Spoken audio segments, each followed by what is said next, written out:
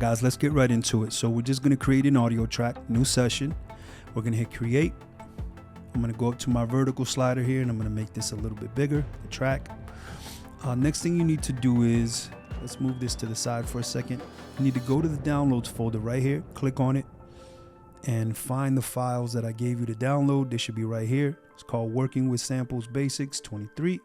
I'm going to drag that to my desktop. Okay, then I'm going to double click on that folder to open it up. And you should have 1, 2, 3, 4 samples.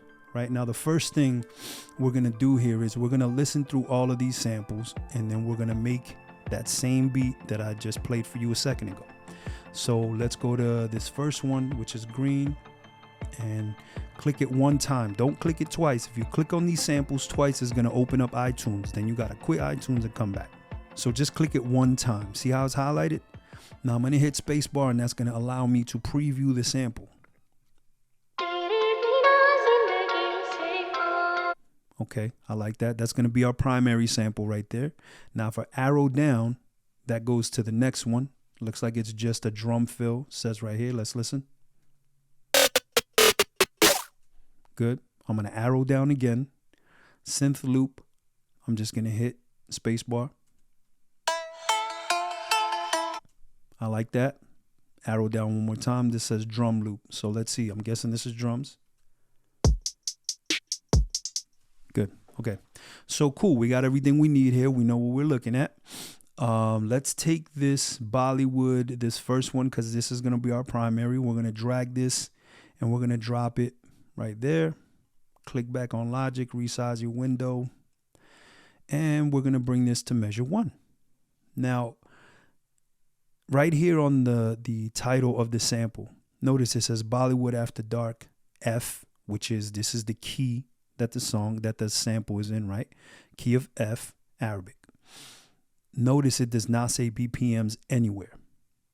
The session BPMs is 120, or the tempo is 120 right now, but we don't know what the BPMs of this sample is. If we go to the very end of the sample, right? Look at the region. See that? It's not locking in perfectly to measure 21 or measure 22. Most times, it needs to lock in somewhere. So we know that the tempo, what this tells you is that the tempo of the session and the tempo of the sample are not the same. There is a way though to find the tempo of this sample.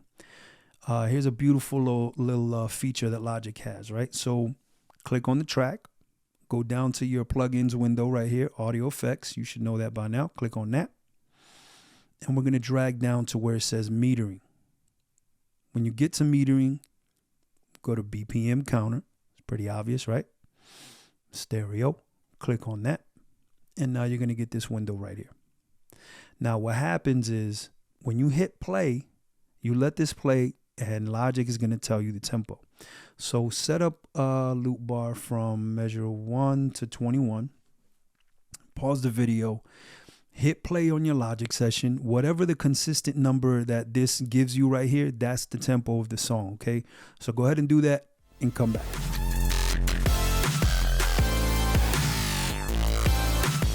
All right, welcome back, guys. Now, the tempo that I got that was consistent, that it kept showing me, was 70.5, right? Hopefully yours was 70.52. If not, that's exactly what it should be, 70.5. That was a consistent number. So if we go to measure 13 and we zoom in here, right? Look at the end of the region on measure 13. See how it's perfectly locked into the grid? This means that this is in tempo, because if we go to the beginning of the song, look, measure 1, perfectly locked into the grid, right? Now, if I were to play this, this sample right now, I'm going to play the last bar going into looping back to measure 1, and look what happens.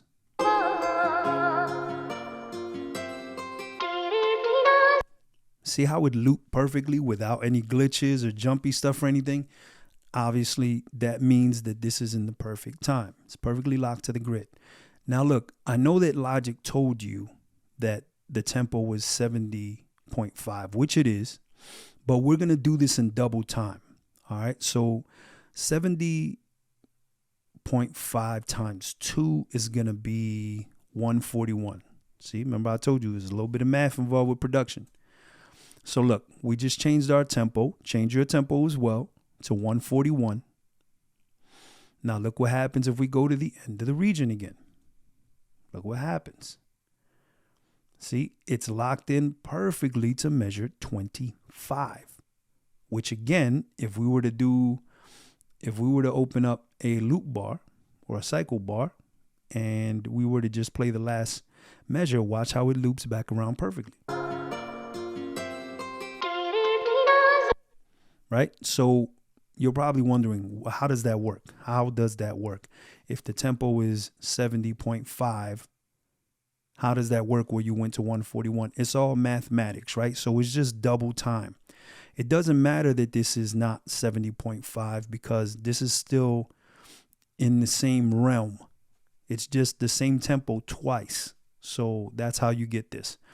I'm going to do my best to explain this further in class. And we've talked about this ad nauseum when we talked about time signatures, but this is something we're going to be talking about forever, whether you get it or not. All right. So anyway, guys, that's how you find the tempo for a sample. So go back, practice this.